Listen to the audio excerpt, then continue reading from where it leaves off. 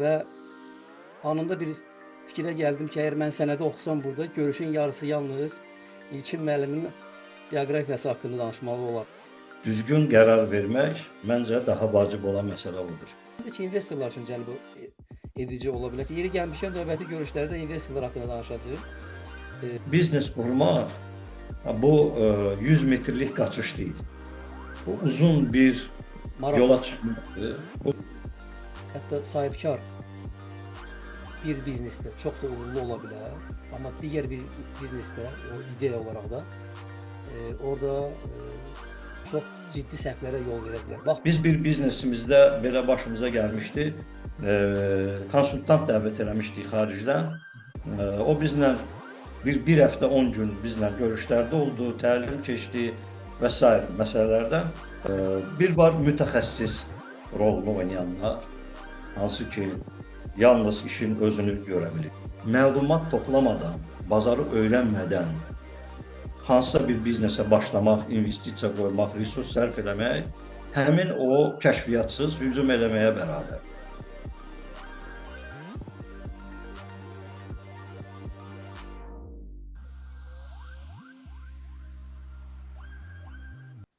salam, hər vaxtınız xeyir.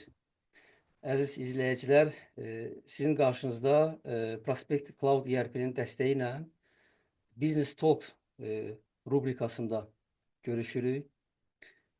Mövzumuz çox maraqlıdır, düşünürəm. Biznesdə ideya haqqındadır. Amma mənə belə gəlir ki, bugünkü həmsöhbətimiz mövzudan da maraqlı bir şəxsdir. Çoxdan da tanıdığım, hörmət bəslədiyim, biznes camiədə kifayət qədər tanınan İlkin Qarayevdir. Axşamınız xeyir İlkin müəllim. Axşamınız xeyir olsun. Mən də sizi salamlayıram Emin bəy və eyni zamanda izləyiciləri də salamlayıram. İlkin bəy, deməli, görüşdən öncə mən ondan avtobioqrafiya haqqında bir sənəd istədim, mənə göndərdi.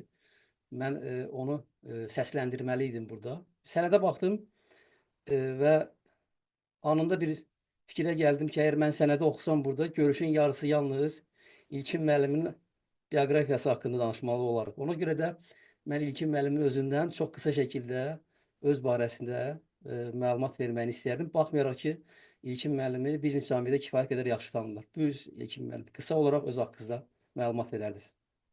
Çox sağ olun Emin müəllim. Qısa nə deyə bilərəm? Yəni mən Azərbaycan Dövlət Universitetinin Şərqşünaslıq fakültəsini bitirmişəm. Ərəb dili filologiyası, Azərbaycan dili filologiyası ədəbiyyatı üzrə.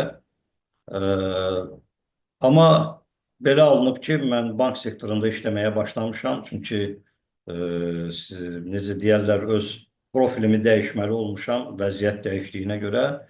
91-ci ildən bank sektorunda çalışmışam. 97-ci ildə hal-hazırda rəhbəri olduğum Azıqa Consulting şirkətini təsis eləmişik. Artıq bazarda biz demək olar ki, 28-ci ildiki fəaliyyət göstəririk. May ayında 28 il olacaq.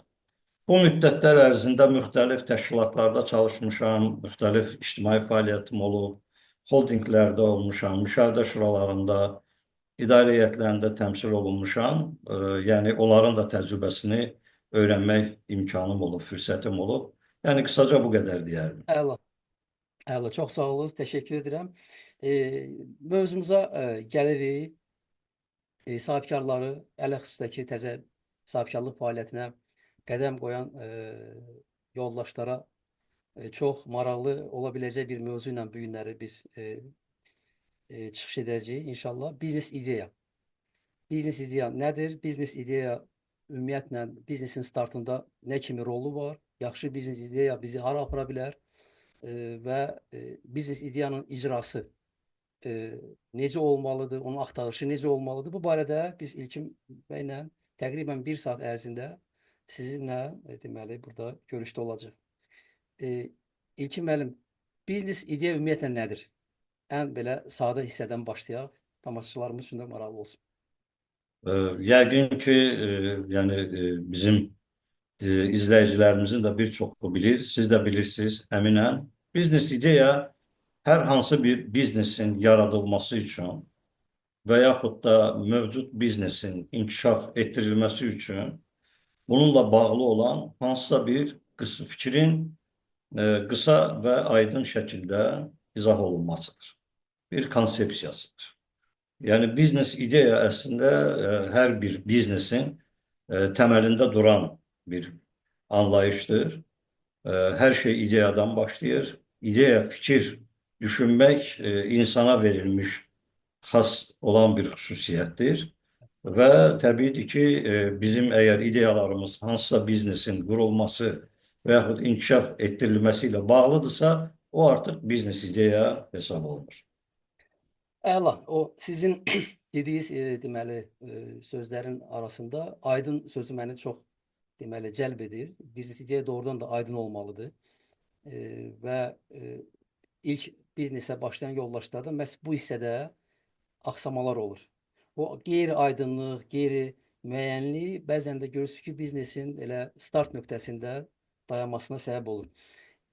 Sualım belədir, İlkin müəllim. Deməli, gənc sahibkar mütləqdirmi start eləyəndə biznes ideyası olmalıdır? Ya da sadəcə olaraq o biznesə başlayıb, nəysə onda alınandan sonra onun ətrafında biznes ideyanı düşünməlidir.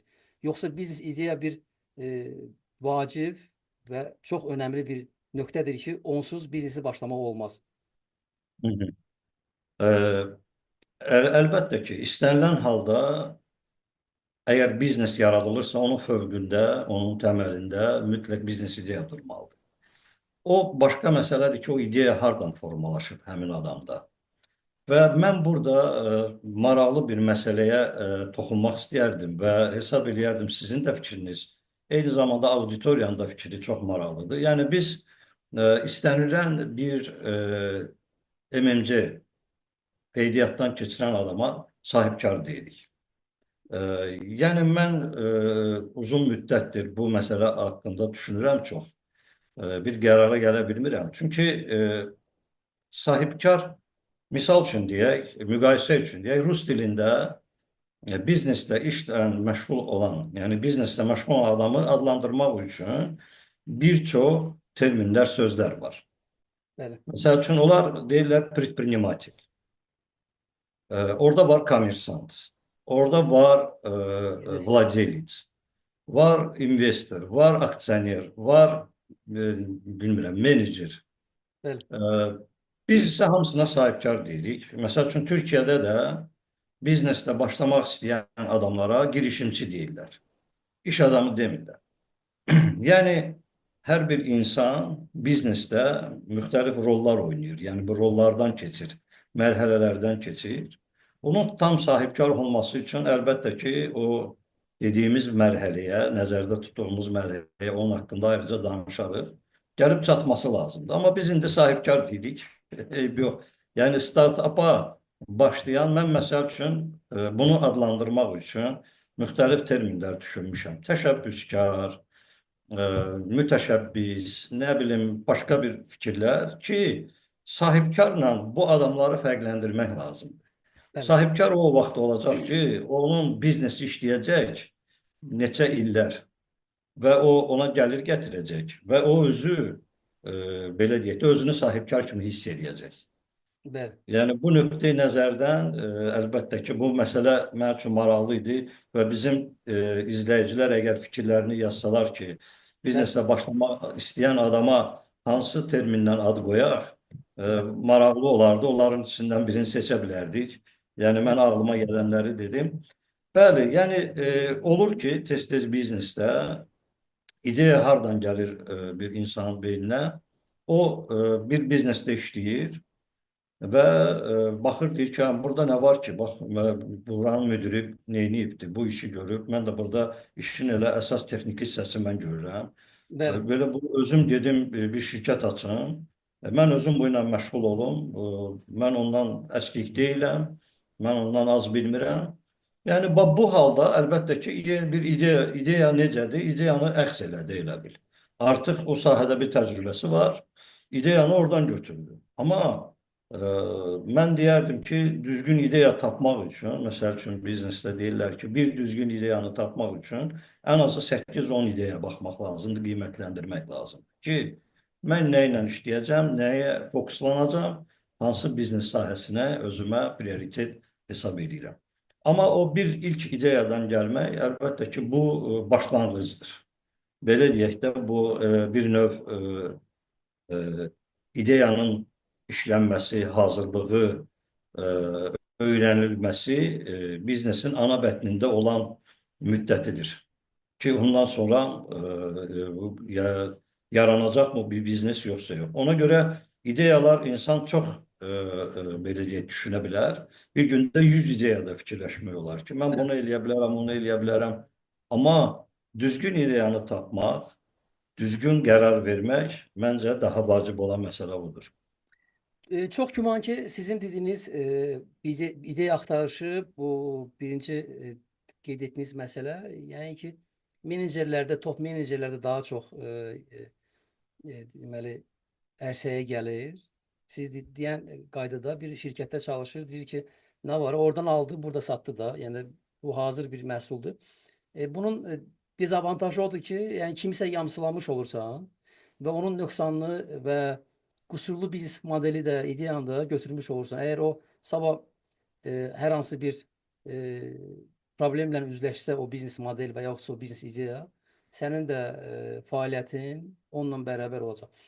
Başqa bir növlər, yəni peşəkarlar adətən biznes ideyanı hardan götürürlər, əldə edirlər, onu necə öyrənirlər. O barədə də məlumat verərdi bizim izləyicilərə. Hı hı. Məncə bu ideyanın yaranması yolları müxtəlif ola bilər. Misal üçün, hansısa o dediyimiz kimi kimisə yamsılamaq. Bu biznesdə ən çox rast gəlinən, tez-tez rast gəlinən bir məsələdir. O belə deyək də, kənardan hər hansı bir adamın biznesinə baxıb və burada o adam işi görür, pul qazanır, deməli mən də eləyə biləcəm. Halbuki bir çox hallarda bunu təkrar eləmək mümkün olmur, çünki işin içini bilmir adam kənardan. Və Azərbaycanda da biz çox tez-tez buna rast gəlirik. Hətta bu Sovet İttifaqı dağılandan sonra moda düşmüşdü kommersiya dükkanları, kommersiya mağazaları açmaq. Bir-birinin arxasıca onlar açılırdı. Sonra apteklər moda mindi, hamı başladı aptek açmağa. Sonra exchange'lər moda mindi və s. və s. Yəni bu təkrarlamalar, yamsılamalar biznesdə çox geniş yayılıb. Hətta mən deyərdim ki, misal üçün biz bir holdingdə bir müştəri loyallıq proqramı üzərində işləmişdik. Onun bütün atributlarını hazırlamışdıq və tətbiq etmişdik. İşləyən bir proqram idi. Bizim həmin loyallıq proqramının kartını, adını, dizaynını, hər bir şeyini olduğu kimi Çində bir şirkət götürüb tətbiq eləmişdir. Çox, yəni uzağa getmədi. Əslində, yəni bu, mən deməzdim bu pisdir. Bu da normal bir yanaşmadır. O mənada ki, misal üçün deyək də, yalnız öz bazarına baxmırsansa, tutalım, hansısa bir bazardan biznes ideyanı götürürsən ki, bu adam bu işi bu ölkədə görür, Azərbaycanda buna ehtiyac ola bilər. Mən isə bunu Azərbaycanda ilk dəfə tətbiq edənlərdən biri ola bilərəm. Bəli, bu halda normaldır, amma dediyim kimi yenə də sektorundan, biznes modelindən, imkanlardan və digər məsələlərdən asılı olaraq. İndi yəni bunun biznes ideyanın qiymətləndirməsi zamanı nələrə diqqət eləmək lazımdır? Sizdən onu da bir bölüşərik, fikir mübadiləsi apararıq. Amma biznes ideyanın yaranması yollarından biri bu dediyim kimi sürətini tətbiq eləməkdir. Başqa yerdən götürüb tətbiq eləmək. Təsadüfən ola bilər biznes ideyanın yaranması, tələb təklif əsasında formalaşa bilər. Amma yenə də diqqətli olmaq lazımdır. Mən burada bir yadıma düşən bir misal çəkmək istəyirəm. Tələb təklif əsasında formalaşan biznes ideya. Deməli, bir sahibkar plastik məhsulların istehsalı ilə məşğul olur, bu sahəni yaxşı bilir və eyni zamanda ov həvəskarı olur adam. Bir dəfə bu ova gedəndə başqa bir ovçularla rastlaşır və onların deməli, plastikdən hazırlanmış quşların maketlərini görür. Hansılar ki, onlar onu gölün üzərinə atırlar, quşları cəlb eləyirlər. Onlar da aşağı enəndə ovçular üçün ov etməyə yaxşı şərait yaradır. Bu deyir, bu nə gözəl bir şeydir. Bunu hardan almışsan? Və deyir, bəs xaricdən gətirmişəm. Bunun bir dənəsini mənə sata bilərsən, o deyir, hədiyyə edirəm sənə, problem deyil. O birini alır və gəlir Bakıda, Azərbaycanda dükanları gəzir ki, bundan istəyirəm mən. Hamısı deyir ki, yox, bizdə yoxdur. Yoxdur. Və deyir, sizə gətirsəm bundan alarsınız məndən. İstəyən olur. Deyir ki, hə, olanda olur. Əlbəttə, alarıq, qoyarıq bura. İstəyən olsa satarıq.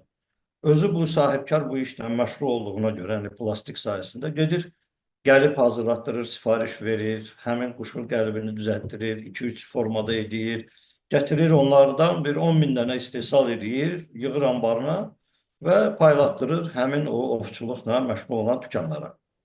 Bir ildə o həmin məhsullardan cəmsi 500 dənə satır. Yəni 10 min dənə istehsal elədiyi yerdə, hansı ki qalıb Almanda, cəmsi 500 dənə satır. Yəni bazarın tələbat var, mənim tələbatım var, o demək deyil ki, bazarın da tələbatı var. Yəni bazarı öyrənmək çox vacibdir. Yəni burada tələb təklifi qiymətləndirərkən çox ehtiyatlı olmaq lazımdır. Doğrudur. Digər formalar da var, əlbəttə ki, biznes ideya ilə bağlı. Sizi də yəqin ki, onunla bağlı hansısa bir fikirləriniz ola bilər, maraqlı olardı eşitmək. Sizin fikriniz, bəli, mən üçün doğrudan bir insightdır ki, əslində zahirən kiminsə bu günləri yaxşı bir fəaliyyətidə, yaxşı mənfəət əldə etdiyi bir biznesi varsa, onu mən yamsılasam, siz biznesin ideyasını mən oğrasam, əgər onu sonradan bazar araşdırmasını doğru etməsəm, siz çəkdiyiniz misalda bir fiyaskoya uğramaq bir dezavantajı da var. Ona görə də düşünürəm ki, biznes ideyanın tətbiqi ilə bağlı, onu tətbiq etməmişdən öncə əlbəttə ki, bazar payı da öyrənmək lazımdır. Bu məhsul necə satılır, nə qədər satılır, kimlər tərəfindən alınır və ümumiyyətlə bunun növbəti illərdə tendensiyaları necə olacaq? Buradan belə çıxır ki, həm də biznes ideya bazar araşdırması tələb edən bir məsələdir. Mütləq şəkildə bazar öyrənilməlidir. Baxmayaraq ki, bu günləri kiminsə ideyası əsasında qurulmuş biznes çox yaxşı nəticə verir. Mən onun bugünkü vəziyyətini görürəm, onu dəyərləndirirəm, o məni həvəsləndirir, maraq yaradır, amma araşdırma aparmalıyam ki, sonraki illərdə bunun aqibəti necə olacaq? Əgər mən uzun müddətli bir yola çıxıramsa. Bizə indi cavanlar da deməli baxır, İlkin müəllim. Onlar üçün həmişə həyatda yəni sahibkarlıq fəaliyyəti məşğul olmaq istəyən cavanlardan söhbət gedir. Xarici sahibkarlar ya da ölkə daxilində olan bəzi sahibkarlar var. Onlar bir kumir kimi çıxış edirlər. Misal üçün Elon Musk'a baxırlar ya da Facebook'un sahibi Mark'a baxırlar və o hazırladığı məhsullar və onun uğurları onları əlbəttə ki biznes ideyaya gətirə bilər. Amma burada bir başqa məsələ də çıxır ortaya ki, əgər gördüyün o möhtəşəm biznes, onun gəlirliyi, mənfəətliyi, onun uğuru səni cəlb edirsə, eyni zamanda o həmin istiqamətə nə qədər resurs sərf etmək lazımdır? O resurslar səndə var, yoxsa yoxdur? O məsələ də düşünürəm ki, çox vacib bir amildir ki, ona görə ki, start eləyəndə səndə həmin o imkanlar olmayacaq. Sən müəyyən bir yerə çatmalısan ki, həm özünün biznesdən gələn xırda gəlirlər hesabına növbəti inkişaf mərhələsinə keçə bilərsən. Həm də ki, investorlar üçün cəlb edici ola bilərsən. Yeri gəlmişkən növbəti görüşlərdə investorlar haqqında danışacağıq. Ora biz girmərik. Əla, çox deməli maraqlı məlumatlardır İlkin müəllim. Deməli, mənə həmişə maraqlı gəlir bir məsələ. Özüm də bu barədə tez-tez düşünürəm. Belə bir kombinasiya var da. Yaxşı biznes ideya, pis icra. Pis biznes ideya, mükəmməl icra və yaxudsa pis biznes ideya və pis icra və bunların 4 kombinasiyasını biz görürük burada. Sizcə biznes ideyanın həyata keçirilməsi üçün, icrası üçün nələr lazımdır? Və eyni zamanda icra özü nə kimi rol oynayır burada?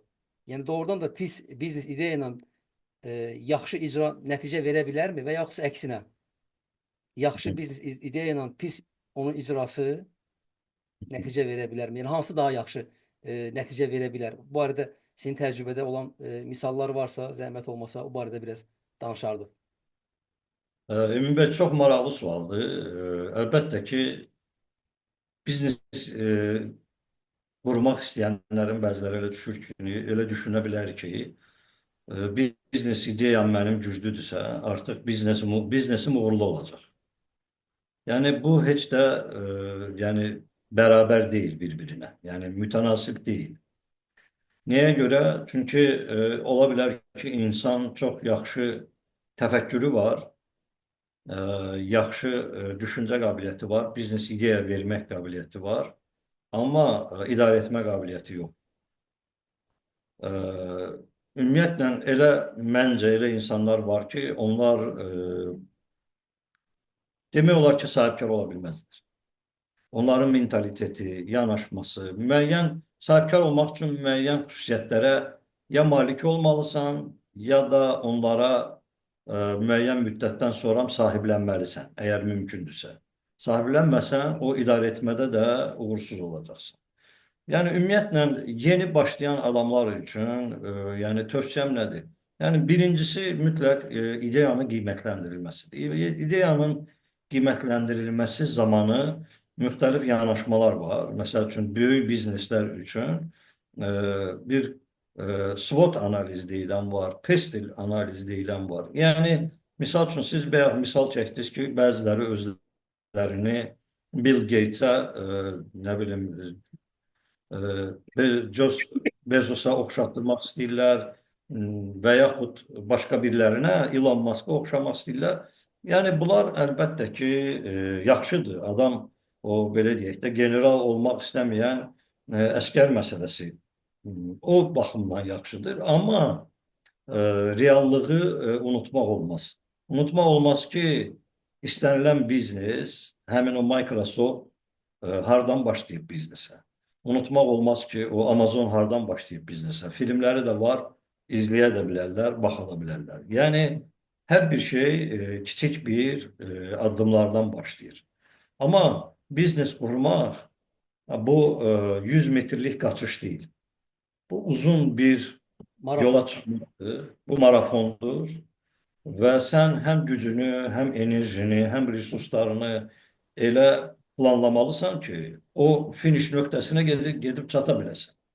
Yəni onların optimist olmaq yaxşı əlamətdir, amma dərəcəsində. Pessimist olmaq lazımdır, o da dərəcəsində. Yəni pessimist olarkən nəyə baxmalıyıq? Baxmalıyıq ki, bizneslərin demək olar ki, 50%-i birinci bir ilində iflasa uğrayır. 10 ildən sonra biznesi, ayaqda qalan bizneslər, o axıl dövrünə gəlib çıxan bizneslər 2-3% təşkil edir 100%-dən. Yəni, bu o deməkdir ki, yəni sən o 2-3%-in içində olmaq üçün bir çox şeylərdə, yəni 97% insandan bu sahibkarlıq fəaliyyətinə atılanlardan daha yaxşı olmalısan. Yəni, həm ideya, dediyim kimi, ideya özü-özlüyündə yaxşı ola bilər, amma onun icrası bərbad olarsa, son nəticə nədir? Biznesin məqsədi daha az resurs xərcləməklə daha böyük gəlir əldə etməkdir. Deməli, ona nail olunmursa, o deməkdir ki, sənin ideyan nə qədər yaxşı da olsa, icra yoxdursa, sən son nəticəyə nail olmursan. Eləcə də tərsinə ola bilər ki, biznes ideya doğru deyil. Yəni, buna da mən misal çəkə bilərəm. Bəlkə nümunə üçün daha aydın ola bilər. Yəni, mən öz düşüncəmlə deyirəm. 2 nəfər qərara gəlir ki, ayrı-ayrı sahibkar alma bağı salsın. Bir sahibkar gedir, torpaq axtarır, daha ucuz yerdə torpaq taxır və daha ucuz qiymətə 50 hektar torpaq alır. O birisi sahibkar isə gedir, axtarır, bunu aldığından, yəni birinci sahibkarın aldığından demək olar ki, 50%, 70% bahasına alır torpaq. O da 50 hektar alır. Yani onun ilkin kapitalı birinci sahibkardan daha çok olur. Və deməli, bunlar biznesə başlayanda bu həm biraz gecikir, araşdırmalara çox vaxt sərf eləyir, çox pul sərf eləyir. Amma birinci isə artıq torpağı alandan sonra alma toxumlarını da gətirir, ağacları da əkir və nəticədə birincisi ikinci sahibkardan 3 ay tez həmin məsələyə qoyduğu məqsədə çatır. Və eyni zamanda həmin sahibkardan bir 20-30% də daha çox ağac əkir. Deməli, mövsüm yetişəndə ağacdan bar yığmağa gələndə ikinci sahibkar daha çox bar yığır. Bəli. Və onun satdığı almalar ona daha çox gəlir gətirir. Nəyə görə? Birincisi ona görə ki, birinci sahibkar torpağın ucuzluğu ilə ilkin kapitalı aşağı salmasını düşünür. Amma torpağın analizini eləməyib, geodeziyasını bilmir, müvafiq qurumlardan bunu öyrənməyib, məhsuldarlığının xəbəri yoxdur. Gedib onu ucuz olduğuna görə o torpağı alıb. Amma ikinci sahibkar daha gec başlayıb, ona görə ki, torpağın bir neçə torpaq variantını öyrənib, verib onların analizini götürüb, hansı torpağın daha məhsuldar olduğu, daha uyğun olduğunu öyrənib. Yəni, sizin rəqibidən daha çox işləməyiniz ondan daha effektiv olacağınız demək deyil. Bəli. Yəni ona görə deyirəm ki, biznes ideya ikisində də alma ağacı, alma bağı salmaq idi. Amma biri uğurlu ola bilir, biri uğurlu ola bilmirsə, yəni baxmayaraq ki, hətta cəhdləri də ondan daha çevik işləyib, daha çox işləyib, daha çox əziyyət çəkib, amma nəticə yoxdur. Ona görə harda əkmək ağacın məsələsini, bu biznes ideyanın öyrənilməsini bir daha təsdiq edən vacib amildir. Çox doğru qeyd etdiniz bu məsələni və buradan nəticə də bu nəticəni çıxartmaq olar ki, biznes ideya özü yaxşı ola bilər, amma icrası ilə bağlı, onu həyata keçirməsi ilə bağlı lazımi tədbirlər, araşdırmalar, məlumatların toplanması ilkin mərhələdə kifayət qədər əgər yaxşı aparılmayıbsa, nəticə əlbəttə fərqli olacaq. Sizin o dediyiniz statistikada çox üzücü bir statistikadır əslində. Bizim gənclər, hansı ki, tək bizim gənclər yox, ümumiyyətlə ilk sahibkarlıq fəaliyyətinə başlayan istənilən bir şəxs, gənc də ola bilər, gənc olmaya da bilər, üzdə yalnız uğurlu sahibkarları görür. Yəni o siz dediniz, o 2-3% hansı ki, nəticə əldə edənləri görür. O 95-97%-i görmədiyimizə görə bəzən də yanlış fikirlərə gələ bilirik ki, hər biznes ideya işləkdir və çox asanlıqla ərsəyə gəlir. Və mən elə buradan tövsiyə edərdim ki, yəni çox diqqətli olmalılar biznes ideyanı seçəndə. Seçəndən sonra isə onun ətrafında olan bütün prosesləri, araşdırması, əlaqəli məsələləri, sizin də təcrübənizdə çox güman ki, olub ki, çox güman ki, deməyim, hətta əminəm ki, olub, şahidi də olmuşam ki, illərin sahibkarı, hansı ki, 10 illərdir bizneslə məşğuldur, müxtəlif biznesləri var və yeni bir biznes layihəsi düşünür, ərsəyə gətirmək istəyir. Baxmayaraq ki, 10 illərin təcrübəsi var, siz kimi peşəkarı dəvət edir ki, bunun icrası ilə bağlı bir yol xəritəsi çizir.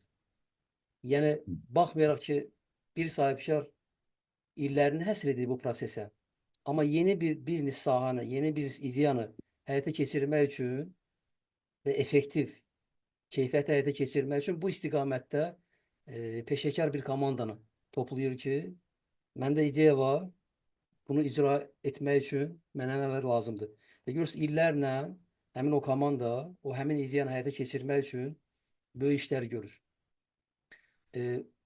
Nəticəmiz də buradan budur ki, biznes ideya yaxşı ola bilər, amma sizin onun icrası ilə bağlı təcrübəniz yoxdursa, bugünə qədər o istiqamətdə bir fəaliyyətiniz yoxdursa, bu istiqamətdə fəaliyyət göstərən yoldaşlara müraciət eləyirik. Və yeri gəlmişkən burada maraqlı bir nüans da var ki, inşallah düşünürəm bununla bağlı ayrıca bir görüş də təşkil edə bilərik. Biznesdə mentorluq. Biz tövsiyə edirik ki, siz peşəkar sahibkarlara müraciət edərsiniz bununla bağlı. Bu xaricdə çox dəbdədir İlkin müəllim. Bizdə elə bil ki, bu məsələyə biraz soyuq yanaşırlar. Ya bizim mental düşüncəmizə yaxın deyil. Misal üçün, xaricdə elə nümunələr var ki, ən tanınmış insana tanınmamış bir gənc yaxşı ideya ilə yaxınlaşıb ona dəstək olurlar. Bizim sahibkarlar ya vaxtları yoxdur düşünürəm, ya da ki biz özümüz üçün bir rəqib yetişdirmək kimi bir qorxumuz var. Bu da bizim elə bir ki çatışmayan bir tərəfimizdir. Ona görə də fürsət tapsaz, kim də sizə bu yolda dəstək ola bilirsə, o adamdan möhkəm yapışırız. Ona görə ki, onun getdiyi yol, onun etdiyi səhvlər sizi günlərlə, həftələrlə, bəlkə illərlə zamanınızı qənaət etmiş olarsınız buna bağlı və on minlərlə, bəlkə də yüz minlərlə də pul vəsaiti qənaət etmiş olarsınız. Mentorluq məsələsi necə baxırsınız? Biz ideallaşdırmasına bağlı mentorlara müraciətiniz bir qısa danışaq, sonra bununla bağlı ayrıca bir görüş də inşallah edəcəyik.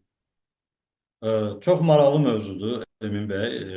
Yeri gəlmişkən deyim ki, mən bir ictimai fəaliyyətim də var.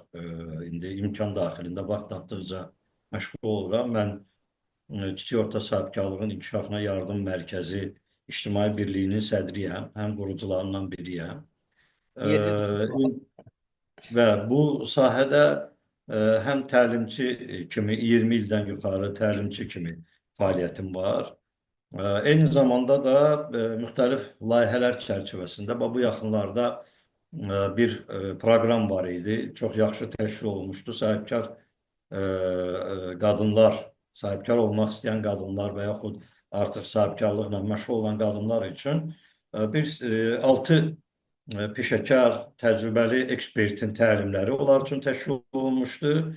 20 nəfərdən 10 nəfər seçilmişdi ki, onlar da sonradan 5 mentorla hər iki deməli iştirakçı bir mentorla olmaqla 5 mentorla seçərək bir ay müddətində onların biznes ideyalarının mentorluğunu elədik və nəticədə də sonda yəni bir nəfər üçün də onlar Türkiyəyə deməli təcrübə mübadiləsinə səyahətin belə deyək mükafatını verdilər. Mən məsəl üçün orada iki xanıma düzdür onların biznesləri daha çox əl işləri ilə, sənətlə, sənətkarlıqla bağlı idi. Yəni mən onlara bir ay mentorluq elədim və mənə də xoş oldu ki, mənim deməli mentilərimdən biri həmin o son baş mükafatın belə deyək sahibi oldu və Türkiyəyə getmək mükafatını uğurdu. Yəni bu mütləq eləyirsən, eləyirik. Təbiidir ki, bu məsələyə də yəni imkan daxilində vaxt baxımından müsbət baxıram və təbiidir ki, heç də ondan qorxmaq lazım deyil ki, bu hansısa rəqib olacaq. Əksinə hesab edirəm ki, təcrübə, bilik bunlar elə bir şeylərdir ki, onlar bölüşdükcə çoxalır. Yəni azalmır ki, çoxalır. Ona görə də məmnuniyyətlə mən belə layihələrdə iştirak edirəm. Aparıcı hüququndan istifadə edərək mən sizin adınızdan, həm öz adımdan elə bu yerdə istərdim ki, bizi izləyən yoldaşlar, sahibkarlar öz biznes ideyalar haqqında qısa yazsınlar. Biz sizlə həmin o kommentləri oxuyarıq. Ən yaxşı biznes ideya sahibi ya da ki bizim zənnimizcə maraqlı biznes sahibi üçün biz sizlə bir yerdə, sizin icazənizlə 1 saatlıq onlayn formatda deməli mentorluq edərik. Bir onun əsasını qoyarıq.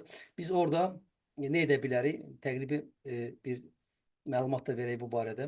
Düşünürəm ki, biz onun biznes ideyasını dəyərləndirə bilərik. Onun perspektivlərini qiymətləndirə bilərik.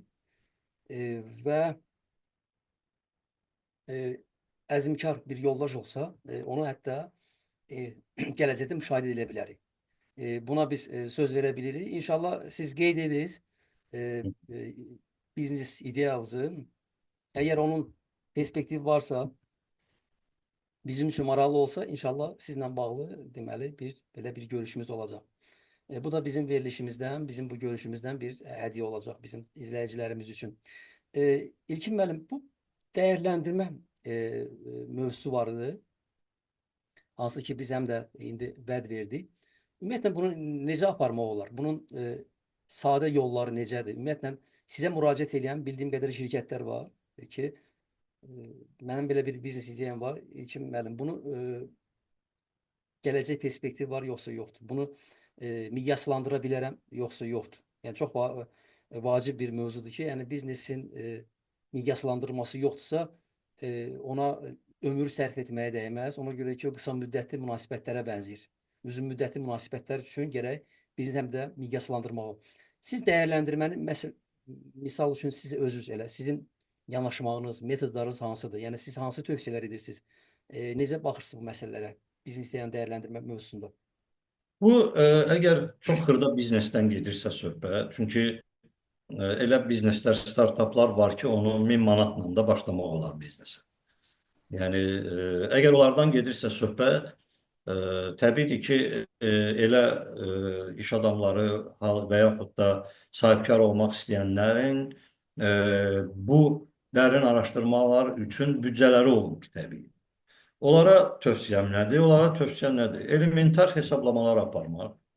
Yəni ki, mənə nə qədər pul lazım olacaq, mən bunu harda eləyəcəm, niyə burada eləyəcəm, mənə hansı resurslar tələb olunacaq, bu adamlar varmı, hansı bacarıqlara yiyələnməliyəm, bunlar haqqında məlumatım varmı deyə, yəni özünə suallar verib, həmin biznes ideyasını dəyərləndirməlidir. Yəni bu, əgər dediyim kimi də xüsusi xərc çəkmədən, gedib kimlənsə məsləhətləşmələr apara bilər, gedib hansısa oxşamaq istədiyi rəqibi müşahidəsini apara bilər. Yəni bunlar böyük xərclər qoymadan öz ideyasını qiymətləndirərək özünə qarşısına çıxan suallara cavab verməyə çalışmalıdır. Amma böyük bizneslərdən gedirsə söhbət, artıq yəni bildiyimiz kimi ümumiyyətlə sahibkar olmaq bütün proses boyu, yəni biznes inkişaf elədikcə daimi olaraq biznes ideyaları generasiya eləməklə məşğul olmalıdır sahibkar. Çünki hər bir biznes hər gün qarşına çıxan bir məsələlər olur, problemlər olur. Onun həlli üçün ideyalar lazımdır.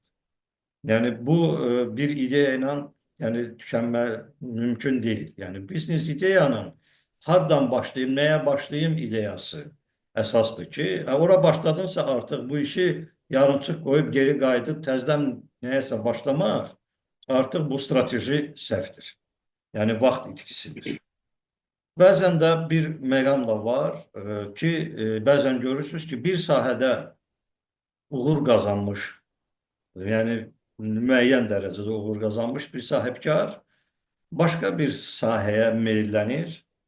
Hesab edir ki, mən bura əlimdə imkan var, ora investisiya qoyum, mən sahibkarlıq bacarığım var, mən oradan da pul qazanım. Yəni bu heç də o demək deyil ki, onun quracağı növbəti iş də uğurlu olacaq, müvəffəqiyyətli olacaq. Yəni burada hətta elə sahibkarlar olub ki, yəni mənim təcrübəmdə onlar fokusunu yayındırmaqla flaqmanı olan, gəlir gətirən əsas biznesinin çökdürməsinə səbəb olub. Bəli. Yəni burada girib yeni biznesə, ora investisiyalar tələb olunub, ora vaxt, zaman tələb olunub, resurslarını, əlavə resurslar cəlb eləməmək üçün mövcud biznesindəki həm maliyyə, həm insan resurslarından ora xərcləməli olub və s.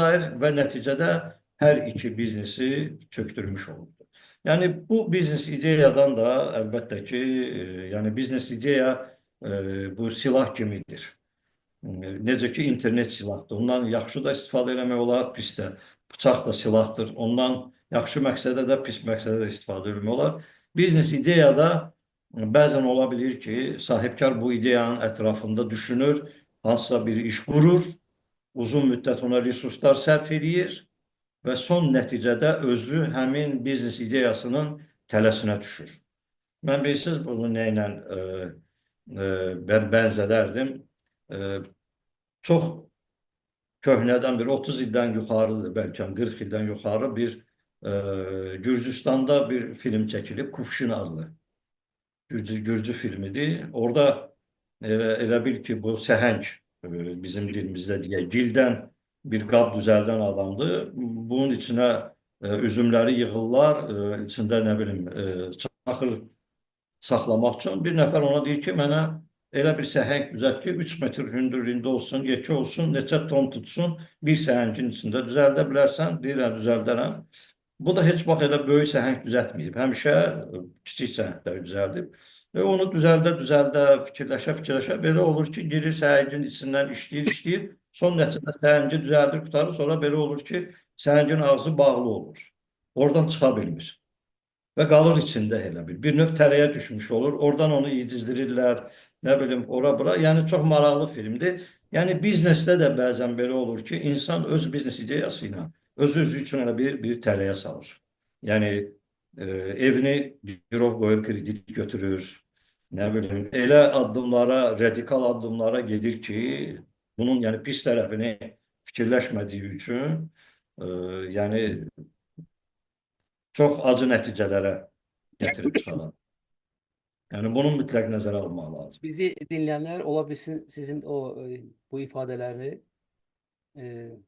belki de bir məlumat kimi qəbul ederler. Bəli, eşitdik. Ama düşünürəm ki, bu prosesi yaşayanlar özlərini burada görə bilərlər. Siz dediğiniz o bir biznes ideyanın, digər biznes ideyanın aradan götürülməsi üzrə və belə səhvlər üzrə mən Azərbaycan üzrə çempionam. Siz deyəndə mən özümü təsəvvür edirdim. Təsəvvür edirdim Mən ki, də keçmişəm, Emin bəy, hamımız o yolu keçirik. Yəni, bir şey var ki, bilirsinizmi, burada nəyi demək istəyirəm? Əsas odur ki, riskin çəkisini əvvəlcədən gözaltına alasan və o riskə getməyə hazır olasan. Yəni, o iş alınmayanda sənin həyatını altını üstündə çevrilməməlidir. Mən qazanmışam bu pulu, mən bu pulu qoyuram, risk edirəm, alınar, alınmaz, artıq mən təcrübə qazanacağam. Pul itirəcəm, amma təcrübə qazanacağam. Yəni, məsəl üçün, ən böyük, belə deyək də, dünyada tanınmış Warren Buffett ən çox investisiya edən adamdır. Özü, o da deyir ki, mən 10 investisiya elədiyim layihədən ikisində qazanc tuturam.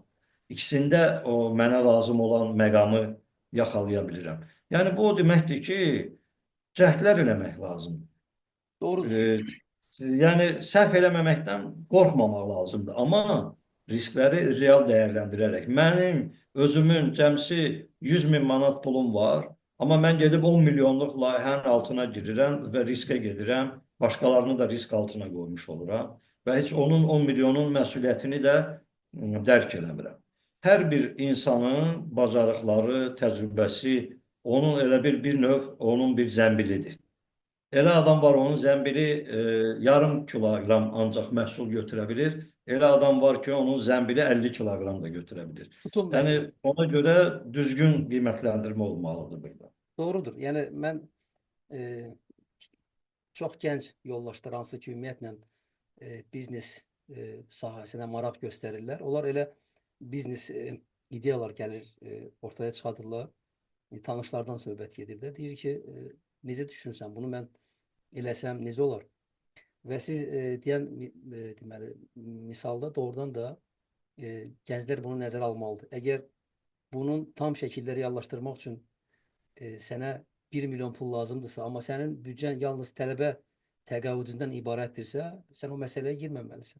Hətta o biznes ideya özü mükəmməl olsa da belə. Yeri gəlmişkən doğrudan da ideya yaxşı ola bilər gəncdən. Amma onun reallaşdırması ilə bağlı əgər resurs yoxdursa, sözsüz ki, çox çətinlik olacaq.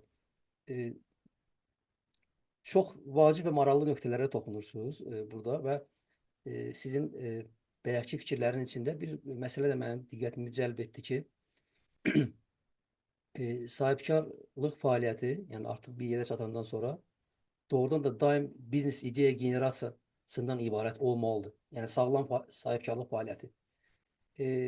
Təəssüflər olsun ki, yəni bunu da qeyd etmək lazımdır. Bizim dinləyicilər də indi buradan bizi izləyir. Çox güman ki, prospektin öz Cloud ERP layihəsinin öz müştəri bir kontingenti var, istifadəçiləri var. Bizim hardasa 500-ə yaxın istifadəçimiz var və biz onlarla ünsiyyətdə olanda, onlarla deməli kommunikasiyada olanda müşahidə edirik ki, yoldaşlar bütün rutin işlərə cəlb olunur. Xırda məsələləri də gedirlər, adi bir məsələlərə də müdaxilə edirlər, adi bir kiçik bir məsələ ilə onları narahat edirlər. Əlbəttə belə bir halda, belə bir rejimdə çalışmaq biznes ideyanın generasiyasına böyük problemlər yaradır. Beyin gərək sərbəst olsun, azad olsun. O gündəlik o hay-küydən gərək biraz azad olasan ki, o siz deyən kimi yeni fürsətləri görə bilərsən. İdeyalar oradan irəli gəlir. İnşallah düşünürəm ki, bizim bu seyr çəkilişlərimiz olacaq. Məhz delegasiya ilə bağlı işlərin bir əməkdaşlara yönəlməsi ilə bağlı bir yaxşı bir görüş təyin edəcəyik. Və buradan da bir qısa bir bu mövzu ilə bağlı bir qeyd və yaxudsa təklif və yaxudsa bir tövsiyə ondan ibarət ola bilər ki, artıq formalaşmış sahibkarlar artıq bir nöqtədə, bir mağazada, bir biznes unitdə deyək də, əgər fayda, xeyir, mənfəət əldə edə bilirlərsə, dərhal onu standartlara çevirib, yəni bizim dillə desə avtomatlaşdırmalıdırlar ki, rahat şəkildə, şəffaf şəkildə onu izləyə bilsinlər ki, onu həvalə edə bilsinlər sonra sistemi. Ondan sonra yeni biznes ideya generasiya eləsin. Çox mənə necə deyərlər, belə insight və yaxudsa məni bir daha bu məsələdə biraz da necə deyərlər, hatırlatma etdi ki, bu yaxşı bir tərifdir. Düşünürəm ki, hətta bunu başlığa da çıxartmaq olar ki, sahibkarın fəaliyyəti, işi artıq formalaşdıqdan sonra biznesi hər gün, bəlkə də gündə bir neçə dəfə biznes ideya generasiya etmək olmalıdır. Əgər o yoxdursa, deməli sahibkarlıq fəaliyyəti siz deyən kimi bir rutin işdir, bir özü üçün qurulmuş bir tələdir. O Gürcü filmində olduğu kimi bir məngənə düşür və oradan tərpənə bilməz. Və sözsüz ki, yeni biznes, yeni ideyalar da o sahibkarda çox güman ki, olmayacaq.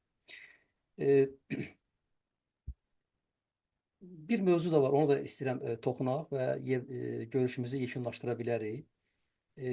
O mövzu da ondan ibarətdir ki, biznes ideyanın yoxlanması üçün nələr lazımdır? Misal üçün biz bilirik ki, MVP adında bir yanaşma var. Yəni məhsulun minimal imkanları ilə bazar araşdırırıq ya da A/B testlər edirik və yaxudsa siz bayaq qeyd etdiniz ki, fərdi şəkildə bir nümunəni götürüb yaxınlaşırıq bir satış nöqtəsinə ki, bunu alarsınız, neçə alarsınız, nə qədər lazımdır. Və bununla bağlı istəyərdim ki, verilişimizi elə, görüşümüzü yekunlaşdıraq. Necə yoxlamaq olar onu və hansı yollar var? Tamam. Zəhmət olmasa bir Çox maraqlıdır. Yəni mənim indi öz təcrübəmi bölüşürəm. Əlbəttə ki, burada nə düzdür, nə səhvdir biz deyə bilmərik. Bizim bir məsləhətçi var idi, xarici. Məsəl üçün bizdə bir müddət bizə o bir növ belə deyək, mentorluq elədi. Bizim bizneslərdə bizə dəstək oldu. Və bizim menecerlər tez-tez ondan soruşurdu. Mən belə eləyirəm, bu düzdür. O da həmişə bir söz deyirdi. Gəlir gətirdi, deyir ki, bəli, gəlir gəlir. Deyir, onda düzdür. İşləyirdi Yəni, yəni. deməli işləyir. Yəni, əlbəttə ki, burada uğurun biznesdə formulası yoxdur. Əgər olsaydı, hamı elə o formula ilə işləyərdi. O bayaq dediyimiz negativ statistikada olmazdı ki, birinci bir ilində bizneslərin 50% bağlanmazdı. Deməli, burada mən oxuduğum ədəbiyyatlarda bir-iki yerdə maraqlı yanaşmalara rast gəlmişəm də və onu özüm üçün bir növ təcrübəmdə istifadə etməyə çalışıram.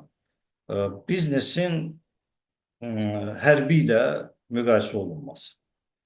Biznes hərbidən həddindən artıq çox şey əxz edib və istifadə edir. Misal üçün biz... Hərbi də yeri gəlmişdir, o da böyük bir biznesdir. Bəli, bəli, o da bir biznesdir, tamamilə doğrudur. Yəni, hərb sənəti qədim sənətdir də bilirsiniz də, ticarət də qədimdir. Amma hərb sənətindən biznes çox şey əxz edib. Misal üçün, İndi elə sahibkar yoxdur ki, strategiyadan danışmasın. Amma strategiya sözünün özü Yunan dilində ordunu aparmaq deməkdir. Və yaxud da biznesdə əməliyyat planları, strateji plan, taktiki planlar, bunlar hamısı hərbi terminologiyadır.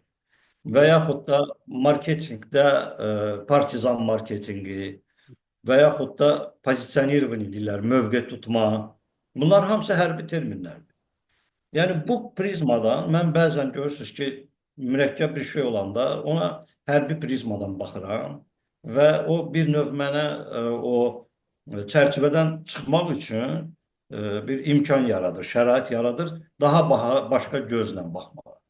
İndi mən bu araşdırmanı ümumiyyətlə hərbi ilə müqayisədə kəşfiyyata bənzədirəm. Mən elə bil ki, bir yüksəkliyə hücum eləməliyəm. Amma bilmirəm ki, orada düşmənin neçə nəfər əskəri var. Onların əlində hansı silahı var. Onların gücləndirilmiş, gizləndiyi yerlər necədir? Mən bu haqda heç bir məlumatım yoxdur. Amma 10 nəfərik, deyirik biz ora hücum edib oranı alacağıq. Və belə deyək də, nəticə də əldə edə bilmirik, onumuz da şəhid olur. Bu biznesə məlumat toplamadan, bazarı öyrənmədən hansısa bir biznesə başlamaq, investisiya qoymaq, resurs sərf eləmək həmin o kəşfiyyatçız hücum eləməyə bərabərdir. Yəni burada sən nə dərəcədə belə deyək, rəşadətli olsan da, nə dərəcədə qorxmaz olsan da, güclü olsan da, amma sənin mövqeyin zəifdir. Sən artıq bilmirsən ki, hara hücum edirsən, kimə hücum edirsən, nə ilə hücum eləməlisən, özündə nə qədər adam aparmalısan, sutkanın hansı vaxtı getməlisən və s. Yəni, indi bu araşdırmada da bayaq qeyd elədiyimiz kimi, startapa başlayan adamın büdcəsi yoxdur. Bu marketinqdə ATL, BTL deyilən məsələlər ki var, hansını ki öz gücünlə edirsən və yaxud da sərmayə qoyub, pul qoyub həyata keçirirsən. Burada da həmin adamlar, deməli, sərmayələri yoxdursa, öz güclərinə istənilən halda bu məlumatı öyrənməlidirlər. Əgər sən o məlumatın yoxdursa, sən o biznesə başlaya bilməzsən. O açar məlumatları olmalıdır səndə ki, ora nə qədər sərmayə tələb olunur, bu hansı bazardır. O pestil analiz, misal üçün, indi o ingilis dilindən hərflərin, baş hərflərindən götürülüb, tutalım, hətta mən görmüşəm ki, ümumiyyətlə biznesdə anlayışı olmayan adam birdən-birə beynəlxalq biznesə girişib, beynəlxalq ticarətə girişib və təbii olaraq fiyaskoya uğrayıb. Mən, məsəl üçün, mən beynəlxalq ticarət üzrə sertifikasiya keçmiş mütəxəssisəm. Bu sahədə beynəlxalq ticarətin maliyyələşməsi üzrə təlimlər vermişəm. İndi də davam edirəm. Misal üçün, mənə müraciət ediblər ki, bu kontraktı öyrənmək üçün misal çəkərək deyirəm. Kontraktda göstərilib ki, bu adam Azərbaycanlılar malları FOB Gəncə deməli, inkaterim şərtləri ilə satacaq. Bu inkasserim şərtlərini bilənlər üçün elə bil ki, bir gülməli bir şeydir. Niyə görə? Çünki FOB free on board deməkdir. Yəni malların gəmidə təhvil verməsidir. Bu isə yazıb FOB Gəncə. Deyirəm ki, bax, Gəncədə göl var, deyir, yox. Gəncədə çay var, dəniz var, yox. Və sən deyirəm, Gəncədən malları gəminin göyərtəsində necə təhvil verəcəksin? Bunu imzalayan, o adam heç inkaterim şərtlərini bilmir.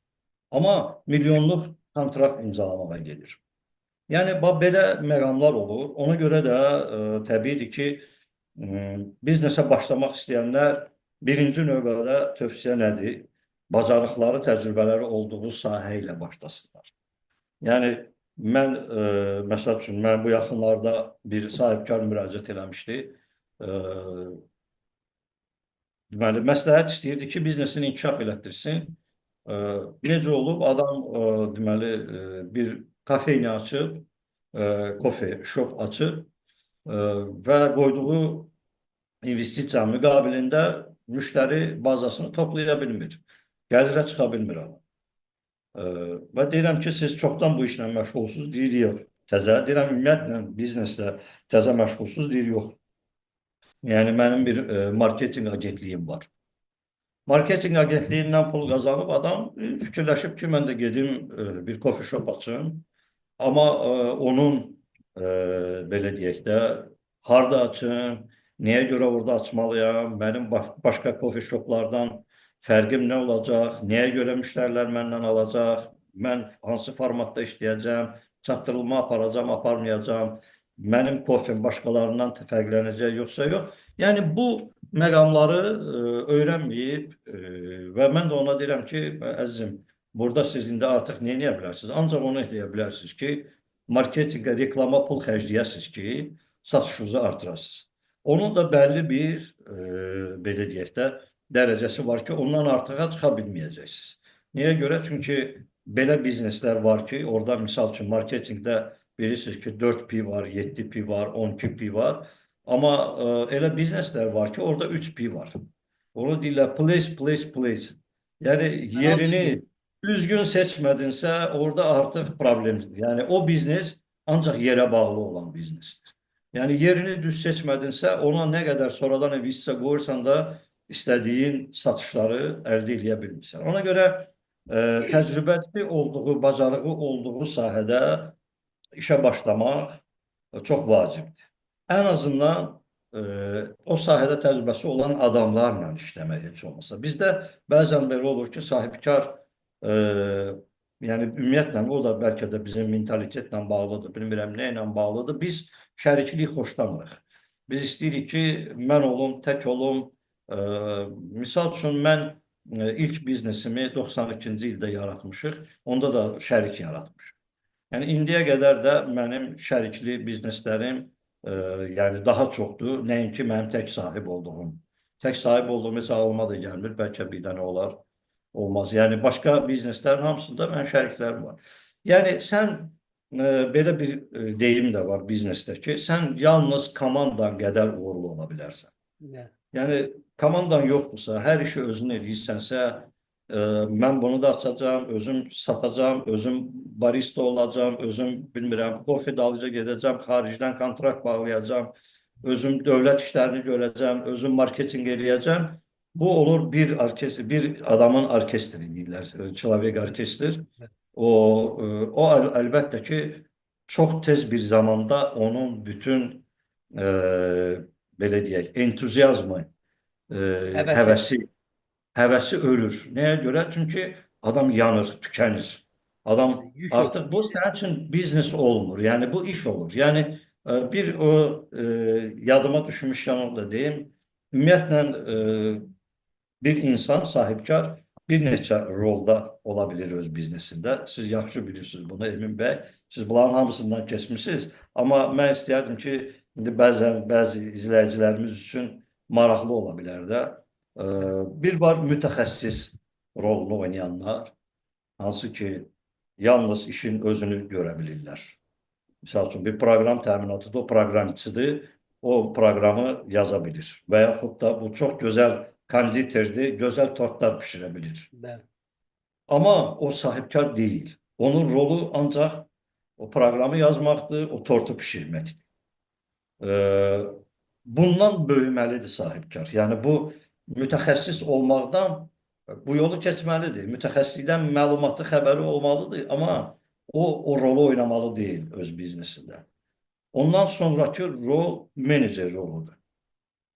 Neçə nəfər sən işə neçədə gəldin, sən onu hara apardın, bu maaşları niyə vaxtında vermədin, bank hesabı ödənildi, ödənilmədi və s. Bu gündəlik rutin o menecment işlərini aparmalı olan sahibkar. Bəzən bundan sonraki mərhələdə o siz bayaqları dediniz, strateji idarə etmə, hansı ki sahibkar elə bir növ bunların fövqündədir. Bunların hamısı ilə məlumatı var, hamısı ilə keçəcəyi var, hamısı ilə təması var, amma özü onların heç birində birbaşa iştirak eləmir.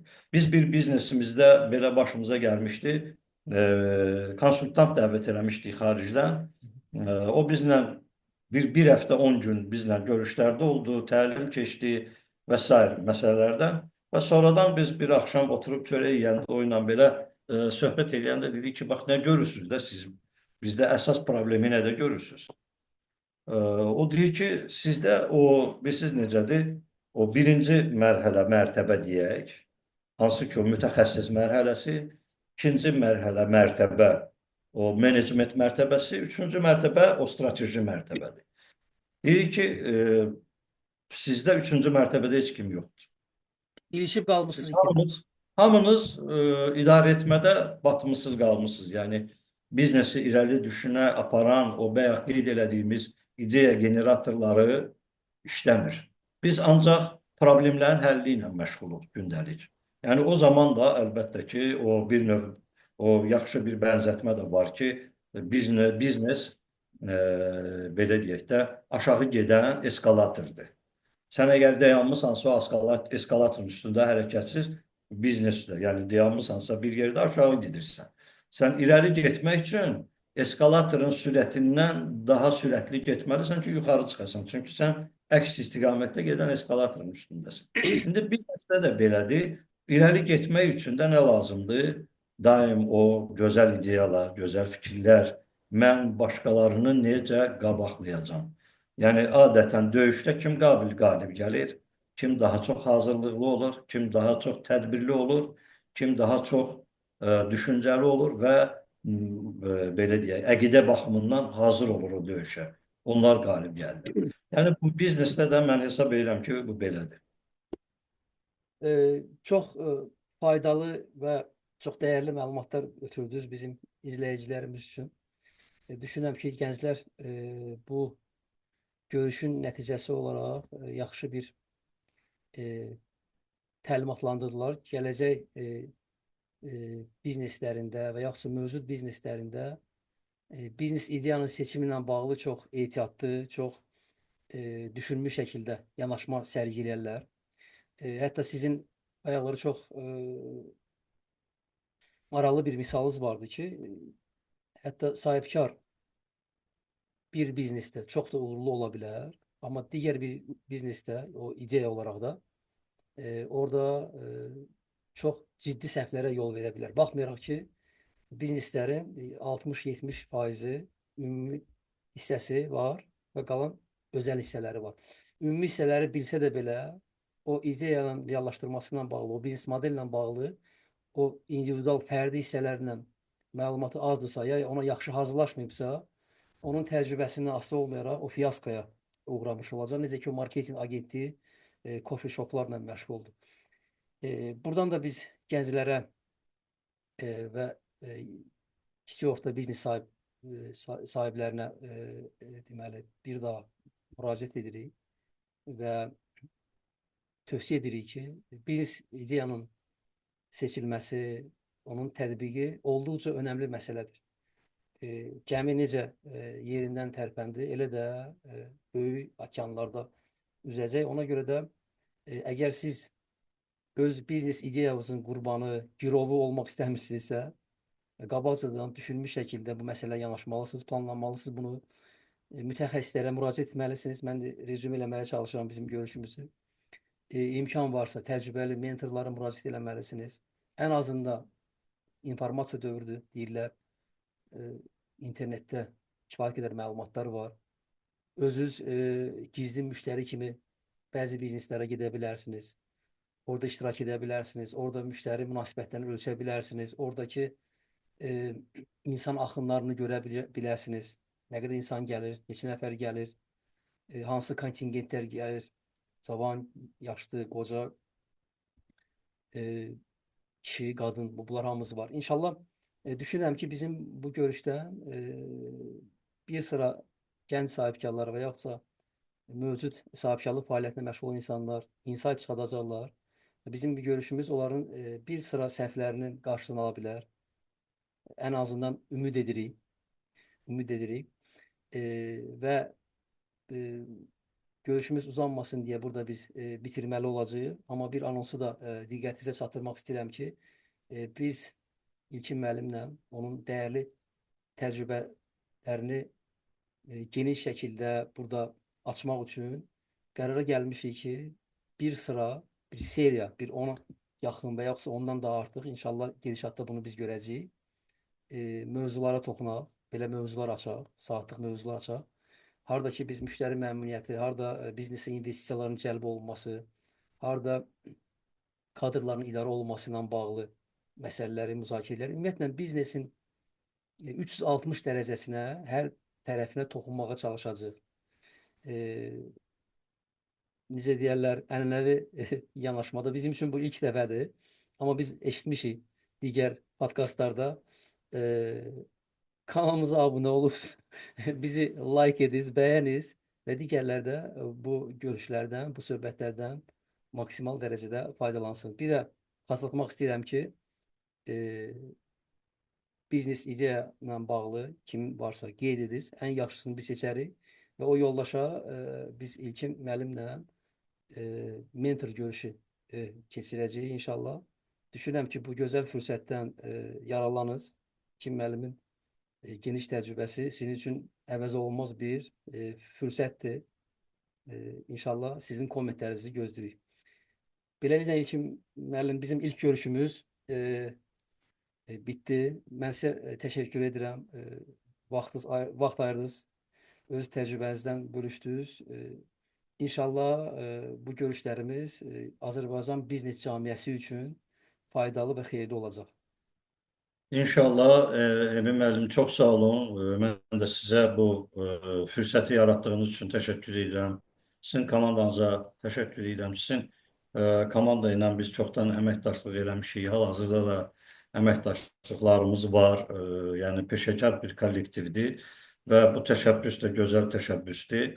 Eyni zamanda sizin dediyinizə əlavə olaraq xahiş eləyərdim ki, mənim də əvvəldə xahişimi nəzərə alsınlar izləyicilər. Yəni Azərbaycanda biznesə başlamaq istəyən adama sahibkar deməyək, nə deməyək, nə deyək?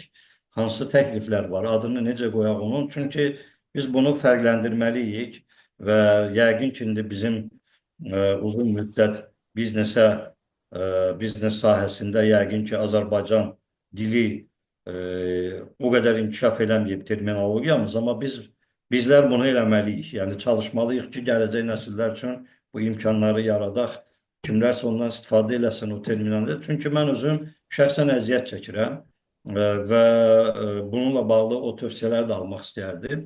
Eyni zamanda da yeni biznes qurmağa başlamaq istəyən gənclərə, potensial sahibkarlara da məsləhət görərdim ki, Mike Mikaloviçin Startup bez büdcetdə, büdcetsiz startup necə qurmaq olar, o kitabı ilə internetdə də tapa bilərlər. Tapsalar, oxusunlar. İngiliscə, rusca versiyaları var. Azərbaycanca bilmirəm, var yoxsa yoxdur. Yəni oradan da müəyyən ideyalar özləri üçün əks edə bilərlər. Əla. Əla. Deməli, İlkin müəllimin dediyi məsələyə mütləq rəy bildirirsiniz. Sizin fikirlər bizim üçün maraqlıdır. Kitabla bağlı və İlkin müəllimin ümumiyyətlə fəaliyyəti ilə bağlı videonun altında qeydlər olacaq. Onlardan tanış ola bilərsiniz. Gələn görüşlərə qədər necə deyərlər? Sağ olun. Sağ olun, salamat qalın. Sağ olun.